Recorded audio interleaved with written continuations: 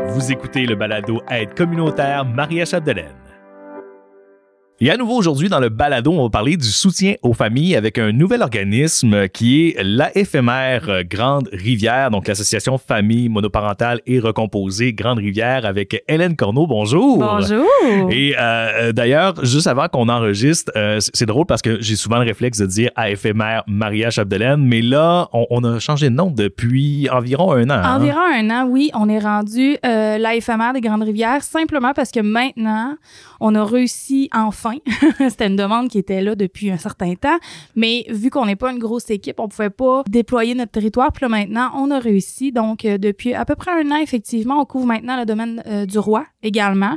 Donc, on a changé de nom pour que les gens du secteur domaine du Roi se reconnaissent, en fait. OK, donc on a vraiment agrandi le territoire. Oui. Là, ça veut dire... Beaucoup. ça veut dire probablement également plus d'intervenantes à ce moment-là, ou vous êtes encore la même équipe? On est encore la même équipe. Okay. On a rajouté une intervenante dans le fond pour agrandir l'équipe.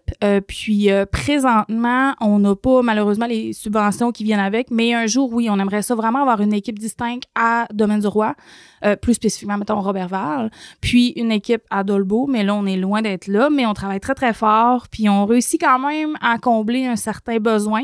C'est sûr qu'on aimerait ça être encore plus, mais ça va venir un petit peu à la fois, comme on dit. OK. Donc là, on a déjà parlé des projets pour l'avenir, oui. Mais on va revenir, si tu veux bien, à la mission première de l'AFMR. C'est quoi exactement? Bien, l'AFMR, effectivement, l'Association des familles monoparentales et recomposées, notre mission, c'est vraiment d'aider, d'outiller, de soutenir et d'accompagner les pères, les mères, avant, pendant ou après la séparation.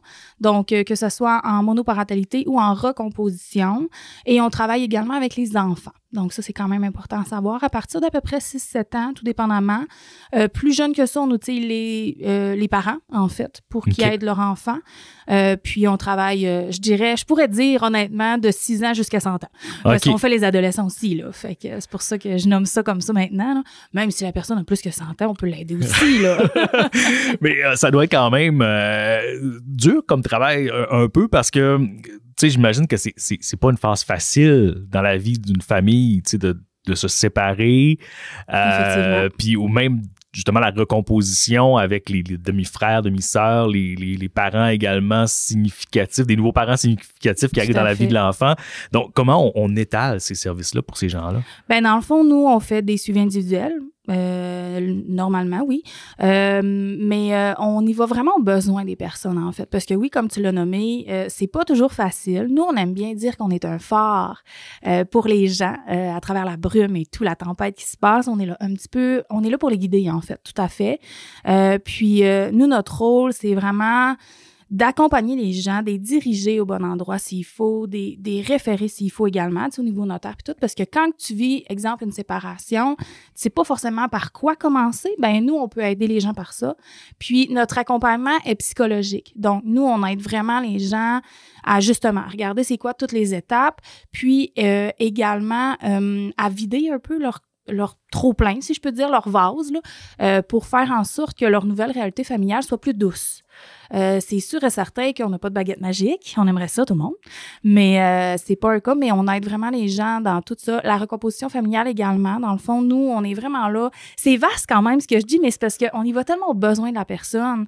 On dit toujours qu'au moment où ça touche la séparation, la recomposition, on fait même la prévention. Quelqu'un qui dit, ben moi, je sais pas si je veux me séparer, je sais pas si je suis rendu là, il peut venir nous voir quand même. Nous, on va l'écouter, on va l'accompagner, on va regarder qu'est-ce qu'on peut faire. Notre objectif n'est pas que les gens se séparent. C'est pas ça l'objectif. Notre objectif, c'est que les gens soient bien. OK. Donc, on y va vraiment selon les besoins de la personne, puis on regarde qu'est-ce qu'on peut faire par rapport à ça. Essayer de trouver des solutions, même comme si on disait, il n'y a pas de solution miracle, il y a quand même des filets qu'on peut mettre pour... Des outils, beaucoup. Des outils également. Donc, chaque intervenante est vraiment là pour soutenir. Je trouve ça bien d'une certaine façon. Puis, j'aime la façon dont tu le mentionnes. Vous êtes un phare. Oui, c'est beau comme image. Ben oui, vraiment. Donc, c'est super intéressant. Puis, probablement également que tu l'as mentionné, bon, il y a les notaires, il y a des gens, la médiation, l'avocat, puis il y a d'autres organismes également. Fait que vous devez travailler avec beaucoup de monde, avec beaucoup d'organismes. Là. Oui, on collabore avec beaucoup de gens, que ce soit effectivement organismes communautaires, aussi au niveau des instances gouvernementales, donc CLSC, DPJ, tout ça, là, on a vraiment un vaste éventail. Puis nous aussi, si je peux continuer, je m'excuse, je m'égare des fois, au niveau de nos services, on offre aussi des ateliers sur la coparentalité. Le titre, c'est coparentalité. Par contre, je trouve c'est important de le nommer. C'est vraiment des ateliers de soi à soi. Premièrement, les deux parents ne sont pas du tout obligés d'être là, zéro même. Puis, si jamais c'est le cas, si jamais les deux parents, les ex ou peu importe, même beaux-parents, des fois, ils veulent participer à nos ateliers. On s'assure toujours qu'ils ne soient pas dans le même groupe. Okay. Pourquoi? Même si c'est un couple, exemple, recomposé. Pourquoi? Parce qu'on veut que les gens aient vraiment la place à poser des questions, vraiment pour pouvoir tout emmagasiner les outils qu'on donne. Oui, parce que des fois, quand l'autre personne est à côté... Exactement. Tu n'oses peut-être pas poser la question parce que nous, dans le fond, je dis des questions simplement parce que c'est pas des groupes de soutien, c'est vraiment des groupes on donne des outils, des connaissances. C'est un peu comme un cours à l'école, je pourrais dire, un petit peu le penchant, là, l'exemple que je pourrais donner. Les gens viennent s'asseoir, on donne des outils, c'est 5 ateliers, puis c'est vraiment des outils formidables. Pour vrai, là, les commentaires qu'on a pour le moment, ça fait à peu près 1 an qu'on les donne et c'est vraiment des très bons commentaires. On n'arrête pas de les modifier en plus pour les mettre encore plus à jour et les rendre encore plus exceptionnels. C'est vraiment que tout le monde, parents, séparés ou non, devrait les suivre. Donc, c'est vraiment le fun comme commentaire, mais c'est vrai. Ça change pas le monde, mais ça donne tellement des beaux outils sur la communication, les thèmes un peu rapidement. On a les deuils, mais aussi toutes les émotions vécues face aux changements familiaux, que ce soit séparés ou recomposés. On a aussi la communication. Mais un volet. Ah oui, un volet très important. On y va de long en large. Ensuite, on parle des gestions de conflits, charge mentale. Ça aussi, c'est un volet qui est très d'actualité. On parle aussi du conflit de loyauté et on parle de la recomposition familiale. Donc, c'est 5 ateliers formidables. Donc, ça, c'est vraiment le volet pour adultes, si je pourrais dire, en plus des suivis individuels. Au niveau des enfants, on offre des ateliers aussi pour les enfants à partir de 6 ans. Les adolescents, on fait la même chose, sauf qu'on fait pas les jeux qu'on fait dans les ateliers, mais on fait des discussions avec eux. OK. Faut pas oublier qu'à partir de 14 ans en plus, ils peuvent nous contacter et avoir des services sans l'accord de leurs parents. On s'assure toujours de l'avoir quand même, par souci de transparence. Mais c'est ça, on offre, c'est les ateliers sans dessus-dessous que ça s'appelle, pour les enfants qui vivent ou ont vécu la séparation, la recomposition de leurs parents. Puis sinon, on fait des activités familiales. On en a à peu près 3 par année. On a notre course cré-salé, qui est notre activité de financement. J'espère que toute la population la connaît. J'espère. Ça, c'est vraiment notre grosse activité de financement en collaboration avec le Zoo, le centre de performance sportive là, qui font de l'haltérophilie et tout. Oui, bien, en fait, notre course va revenir pas mal tous les ans. On essaie maintenant, en fait, on l'a fait plus au mois de juin. Fin mai, début juin, parce qu'on trouvait qu'à l'automne, c'était moins approprié, disons-le comme ça. Les activités recommencent souvent. Oui, c'est ça, la chasse et tout, hein, c'est une réalité dans notre milieu, puis c'est bien correct. Fait qu'on a ça comme activité familiale, puis sinon, ben on y va vraiment avec les besoins, comme je disais. Fait que ça fait pas mal le tour au niveau de nos services, mais on est très, très... moi, on dirait que j'aurais un mot pour définir l'éphémère, puis là, je sais pas, peut-être que tu seras pas d'accord, mais vous êtes un peu de la pâte à modeler. Oui. Vous modelez vraiment à la réalité des gens.